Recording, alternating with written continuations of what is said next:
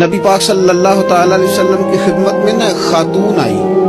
اس نے آ کے عرض کی یا رسول اللہ صلی اللہ تعالی علیہ وسلم میرے اور میرے شوہر کے درمیان محبت کوئی نہیں.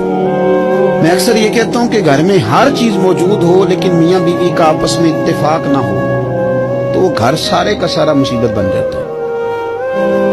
بچے بیچارے تشویش کا شکار ہوتے ہیں کہ ابھی لڑائی ہو جائے گی, پتہ نہیں کیا بنے. گھر میں یہ الفت اتنی زیادہ ضروری ہے. اس خاتون نے آ کے عرض کی یا رسول اللہ صلی اللہ علیہ وسلم سلوک کوئی نہیں, پیار کوئی نہیں. تو نبی پاک نے فرمایا بلاؤ اپنے خامند کو.